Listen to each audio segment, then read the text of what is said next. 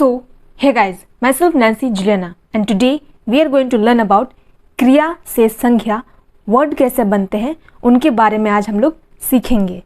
ये हम लोग का 11th पार्ट होने वाला है। अगर आपने पार्ट 1 से पार्ट 10 तक नहीं देखा है तो सबसे पहले उनको देख लीजिए, इसके बाद इनको देखिए तो आपको और अच्छे से समझ आएंगे और बहुत सारा शब्द सीखने को मिलेगा। निम्न क्रियाओं की संज्ञा बनाते समय ION, SION, TION यह प्रत्यय ही जोड़े गए हैं, लेकिन साथ ही स्पेलिंग में थोड़ा अनियमित स्वरूप का परिवर्तन हुआ है। इसलिए निम्न शब्दों का अध्ययन करते समय स्पेलिंग की तरफ विशेष ध्यान देना होगा। हम लोग के वर्ड हैं, यहाँ पे लेफ्ट साइड में क्रिया के शब्द सीखेंगे और राइट साइड में संज्ञा के शब्द सीखेंगे। नंबर 1 वर्ड है एबॉलिश। इन इंग्लिश हिंदी से एबॉलिश और इसका अर्थ है समाप्त करना। संज्ञा एबॉलिशन, एबॉलिशन इन इंग्लिश और इसका अर्थ समाप्ति। Next word admonish. इन इंग्लिश हिंदी में एडमोनिश और इसका अर्थ है चेतावनी देना। और संज्ञा इन इंग्लिश एडमोनिशन और इसका अर्थ है चेतावनी। Next word absorb. Absorb in English, in Hindi absorb और इसका अर्थ है सोखना और ये क्रिया है। इसका संज्ञा एब्जॉर्प्शन इन इंग्लिश और इसका अर्थ है अवशोषण। Next word acclaim. अक्लेम इन इंग्लिश, हिंदी से अक्लेम और इसका अर्थ होता है जय घोषण करना। ये क्रिया है और इसका संज्ञा अक्लेमिनेशन इन इंग्लिश और इसका अर्थ है जय घोषण। Next word proclaim. इन इंग्लिश हिंदी से प्रोक्लेम और इसका अर्थ है घोषणा करना। ये क्रिया है और इसका संज्ञा प्रोक्लेमिनेशन और प्रोक्लेमिनेशन का अर्थ होता है घोषणा। Next word add. इन इंग्लिश हिंदी से ऐड और इसका अर्थ है जोड़ना और ये क्रिया है। इसका संज्ञा एडिशन। एडिशन इन इंग्लिश और हिंदी से इसका अर्थ है जोड़ या फिर योग को ही कहते हैं addition. Next word compete। compete in English, Hindi से compete और इसका अर्थ है संपर्धा करना। ये क्रिया है।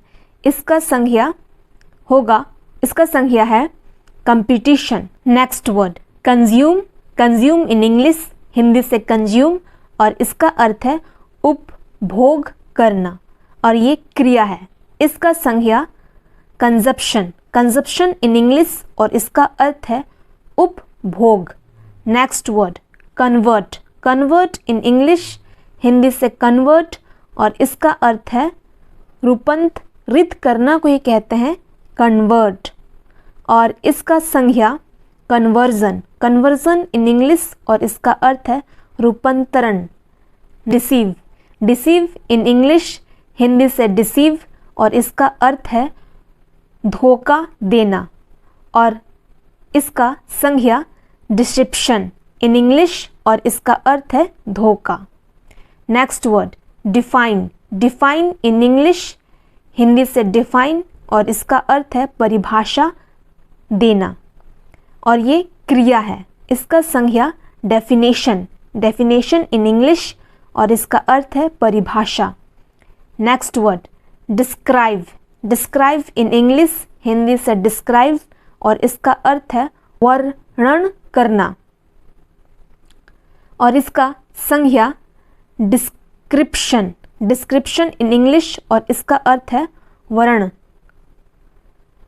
Next word destroy. Destroy in English, Hindi से डिस्ट्रॉय और इसका अर्थ है नष्ट करना हिंदी से और ये क्रिया है।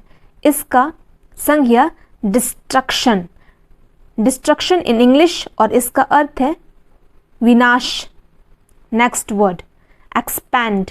इन इंग्लिश, हिंदी से एक्सपेंड और इसका अर्थ है विस्तार करना, ये क्रिया है। एक्सपेंशन, एक्सपेंशन इन इंग्लिश और इसका अर्थ है फैलाव।